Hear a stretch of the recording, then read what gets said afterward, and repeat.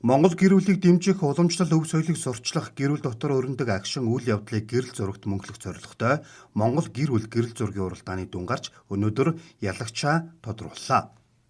Монгол Улсад хүүхдийн байгууллага үүсч өгсөний 100 жилийн хүрээнд гэр бүл хөдөлмөр нийгмийн хамгааллын яам Монголын гэрэл зурагчдын нэгдсэн холбоо эмэгтэй гэрэл зурагчдын бүсгүй мэдмийн клубтэй хамтран Монгол гэр бүл зураг уралдааныг мэрэгжлийн гэрэл зурагчид болон гэрэл зураг сонирхчдын дунд зарласан юм а. За тэгэхээр мэдээж гэр бүлийн бодлого гэдэг бол Монгол төрийн хамгийн гол бодлогын үндэс зүйн байх хэрэгтэй. Тэгэхээр өнгөрсөн хугацаанд бол бид нэр гэр бүл чиглэсэн, гэр бүл суурилсан нийгмийн хамгааллын бодлогыг бас хэрэгжүүлж чадаагүй байна. Хүүхдийн бодлого нь тусдаа, ахмадуудын бодлого нь тусдаа, эмэгтэйчүүдийн бодлого нь тусдаа, хөгжлийн бэрхшээлтэй иргэдийн бодлого нь тусдаа гэр бүлээс нь салгаж хөтөлбөр хэрэгжүүлэх гэж оролдсон боловч бас тодорхой үр дүнд хүрээгүй, үр дүнд хүрсэн ч бас хөтөлбөрүүд байгаа. Цаашдаа бол бид нар нийгмийн хамгааллын энэ бодлогыг бол гэр бүл суурилсан хөдөлмөр эрхлэлтийн бодлого гэр бүл суурилсан орон сууцны бодлого, гэр бүл суурилсан боловсролын бодлого, гэр бүл суурилсан эрүүл мэндийн бодлого тогтолцоог хийх чиглэлээр манай засгийн газар ажиллаж байгаа. Тэгээ энэ хүрээнд дээр нь Монгол гэр бүлийн өмнө өнөөдөр ямар асуудлууд тулгамдаад байгаа вэ гэдгийг олон нийтэд бид нар зөв мэдээлэлүүд өгөх тийм ээ. Яг нөхцөл байдлын тухай зөв мэдээлэлүүд өгөх зорилгоор өнөөдөр энэ гэрэл зургийн үзэсгэлэн зохион байгуулж байна. Тэгээ цаашдаа бас энэ гэрэл зургийнхаа үзэсгэлэн жил бүхэн уламжлал болоод зохион байгуулъя тийм. Өнөөдөр Монгол гэр бүл бүхэнд гэр бүл бүхэн өөрийнхөө аз жаргал тийм зовлон бэрхшээл бүх асуудлууд байгаа. Хөдөөгийн гэр бүл, малчтын гэр бүл, цаатан гэр бүл, казак гэр бүл тийм Монгол гэр бүл гэх мэтлэнгээр онцлогтой маш их олон асуудлууд байгаа. Гэр бүл бол хайр халамж, эв нэгдлээ, өв соёл, хүмүүжил уламжлалыг хадгалсан үнцэн юм. Нийгмийн хамгааллын бодлогын төвөнд гэр бүл. Манай улс анхудаа гэр бүлийн яамтай болсон. Засгийн газраас гэр бүл суурилсан зохиц бодлого явуулахаар төлөвлөж байна.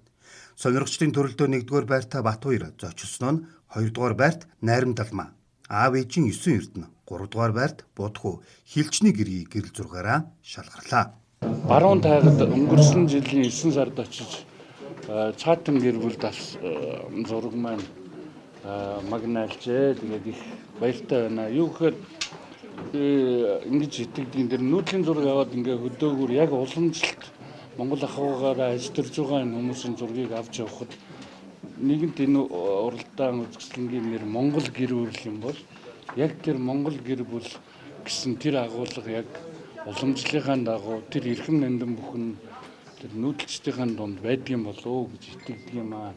Тэгээд тэнд энэ авсан зургийнхаа тухай зүгээр давчхан хэлэхэд энэ айлын хамгийн том хүүхэд нь охин юм байна. Тэрний гарсан буюу эдний зээ хөдөө яг тайгийнхаа уртсанд өвөө эмээ дээрээ ээжийнхээ дүүнер дунд өсөж байгаа нэг юм ой арай хараахан хүрээгүй хөлд ороогүй модон үлгийнд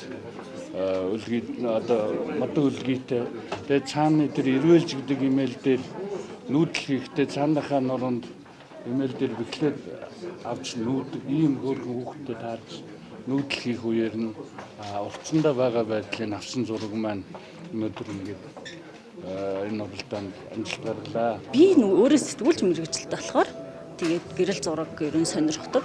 Тийм. Ер нь гэрэл зургийн маш гүн гүнзгий сонирхогч гэж бас хэлж болно. Тийм. Монголын гэрэл зурагчдын гадны гэрэл зурагчдын бүтээлүүдийг бас аягүй сонирхож үздэг. Тэгээ манайд гэрэл зургийн үзэсгэлэн бас дэлгэгдвэл байнга л очиж үздэг л дээ. Тийм. Тэгээд энэ Монгол гэр бүл гэрэл зургийн уралдаанд болохоор Хилчний гэргийн гэдэг зургаар оролцсон.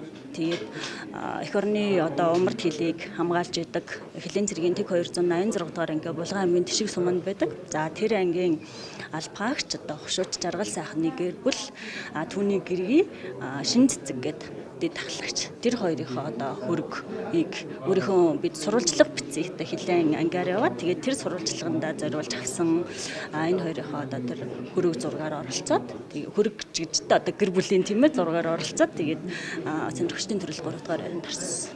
Хилчний гэргээ байна гэдэг бол их онцлогтой, бүр асар тийм төвчээртэй, тэгээд үнэхээр ер нь нөхөртэй хайртай, эх орондоо тангараг өргөсөн тэр хүнийг ингээд эх оронтой нь хамт тэгээ өөр хүүхдүүдтэйгээ хамт ингээд бүхэлд нь хайрлаж чадхаар тийм гахалтай эмэгтэйчүүд тэр хил дээр ажиллаж тэнд хамтдаа үрэг гүйцэтгэж тэр мананд яваад ирсэн нэр нөхрөө хүлээж тэр хоолундыг нь бэлдэж явуулах тийм маш их сэтгэлийн хат их төвчээртэй тийм хүмүүсийн хийдэг ажлыг үнэн ч хүмүүсийн хийдэг үүрэг юм байна гэж ойлгосон.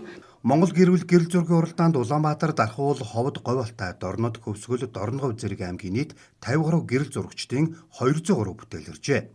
Зургийн уралдаанд ирүүлсэн бүтээлүүдээс шилдэг 30 бүтээлийг шалгаруулж Монголын театрын музейд үзэсгэлэн гаргаж байна.